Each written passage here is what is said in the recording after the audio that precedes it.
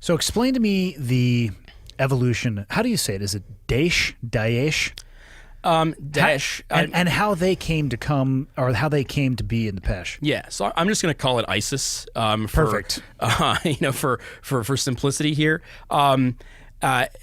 So we were talking a little earlier about how the people in Kunar and the Pesh, there's this different religious flavor to them than the Taliban has. And the religious flavor that exists up in Kunar is Salafi flavor. So it's kind of like real, we want to exist on principles from the time of the Prophet, Islam. And it actually was influenced by Saudis. Because, as far as the Pesh is from Saudi Arabia, a fair number of Saudi fighters had come and fought there during the jihad against the Soviets in the 80s. Mm-hmm. And also, a fair number of Kunari commanders in the Mujahideen had sought Saudi money and Saudi backing. And as part of that, had adopted this Saudi-style Salafism. This is also where the Daesh ideology comes from. So what happens is, you've got all these local commanders running around Kunar who they've made alliances of convenience with the Taliban because they're both fighting the Americans. They may even have formally joined the Taliban in some cases, but they're not Taliban like, Kandahar, Taliban, Heartland Taliban.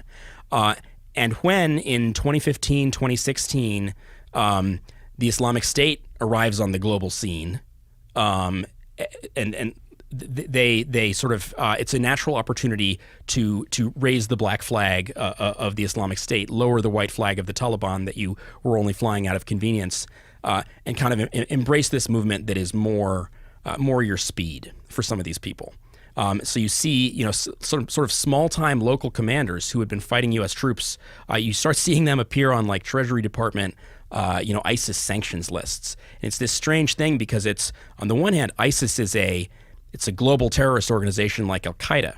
But on the other hand, the particular form that it takes in Kunar and the Pesh is much more of just kind of a rebranding of a local insurgency.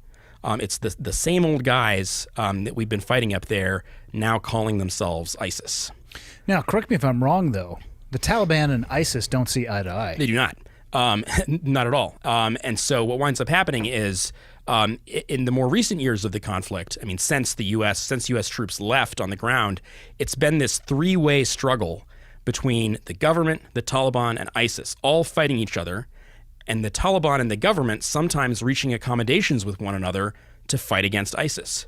And it gets weird enough that so in February 2020, the Trump administration made the Doha Agreement with the Taliban to allow for a withdrawal from Afghanistan, and that's basically the framework under which U.S. troops are now, as we speak, tearing down Bagram Airfield and withdrawing from Afghanistan.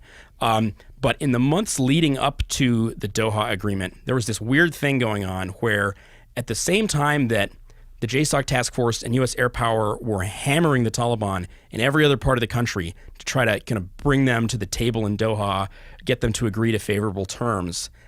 In Kunar, in some cases, they were using their same old intelligence collection tools not to strike the Taliban, but to figure out what individual Taliban commanders needed at a low level against ISIS, and then deliver that to them. So what you're saying is, to a degree, removed, perhaps U.S. weapons of war aligned with the Taliban to fight ISIS.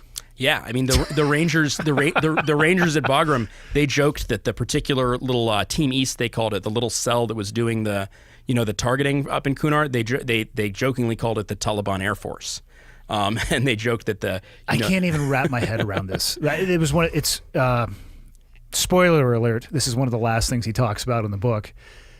When I read that, I had to reread it a few times. Like, okay, wait a minute. We are now providing air cover to a degree to the Taliban, an organization that has fought the United States tooth and nail in the Pesh Valley for a decade and a half, coming up on 2 decades. Okay. You can imagine this kind of, offering a queasy feeling to the Ranger NCO in the jock who, who's spent his whole career fighting the Taliban, right? Yeah.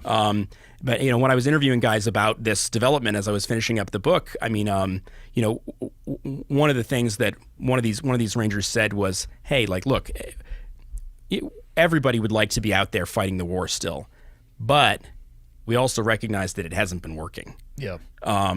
And that, there may be some more creative solutions required. Now, whether that's a good solution or not, I think there's a big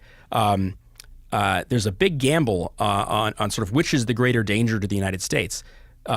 The Afghan branch of ISIS, which it's a branch of a global terrorist organization, but it really is this kind of very localized flavor of that terrorist organization. Or is it the Taliban, which continues to host Al-Qaeda just like it always has? Is there an option C? Because option A and B both suck. Right. Yeah.